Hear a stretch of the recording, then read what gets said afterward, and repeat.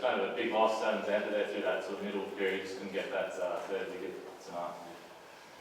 Yeah, it's always a different team when Adam Zampa's not there. An incredible performer for us over a long period of time. So, yeah, it was a late decision to leave him out. So we clearly had a little bit of illness in the camp, and that's been well documented. So, unfortunately, he was the latest casualty in that space. How has sort of the group dealt with the illness and I guess the injuries that's sort of been going through? There's been a lot of sort of moving parts throughout the whole tour. Yeah, I think we've been dealing with them quite well. It's one of those things. It's always difficult when you have them moving on your late, but I think the resilience of the group and the way they've performed in the first 3 matches would say that it hasn't been a distraction. Clearly, it changes the way that you play and the structure of the team, but yeah, I think we've handled it pretty well as a group. And I guess sort of specifically the injuries of the fast bowlers, I guess those guys who have gone out are guys who would have loved to have seen, sort of blooded, sort of a bit more experience in international cricket across this tour. So. Yeah, you would. Anytime you design a tour and you've got those people on the plane, you'd like to see them get exposed to international cricket with some of our key members not playing at times, but that's not to be. And I think you get excited about the players that are actually playing. And we saw today Aaron Hardy called into the team late.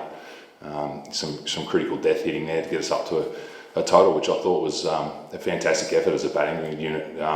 The conditions clearly changed across the course of the day, and we're up against it early, but to manufacture that type of total, and once again Alex Carey backing up from the previous match as well. So there's some real positives in amongst it all.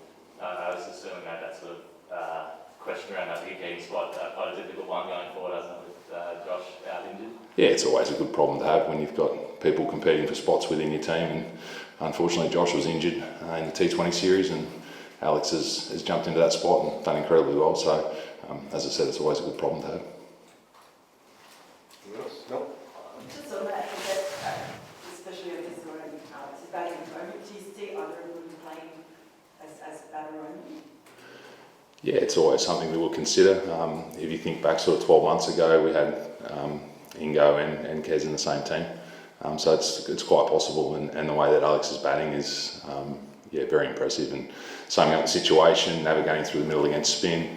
He's a quality player, and he's played a lot of international cricket, so the way he's performing isn't a surprise to us.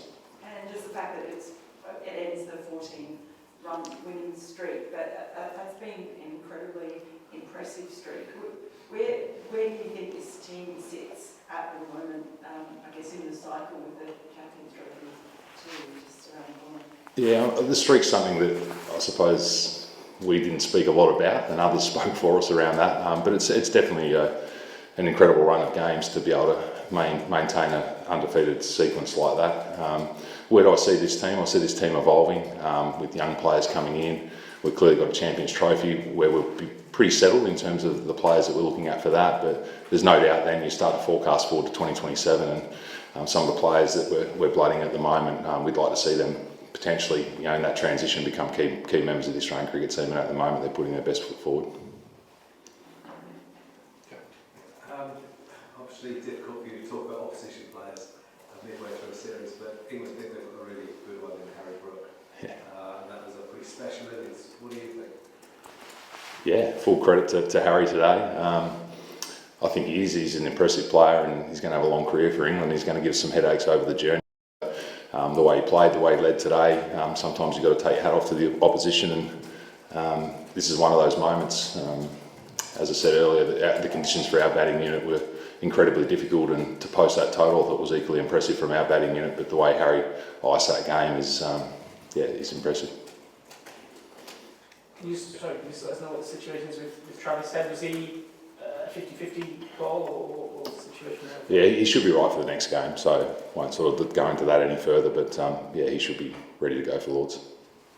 You mentioned Aaron Hardy before, and sort of playing that 8th batter role. I guess it's, with Pat not here, it's kind of, and the injuries you've had to kind of evolve that way, but is that something you'd like to sort of look at and experiment with, sort of that 8th batter sort of coming in deep in that batting line? Yeah, it's something we've discussed over a period of time, and we're on the record in saying, leading to the last World Cup, we wanted to have 3 distinct ways of playing, and one of those was with the 8th batter.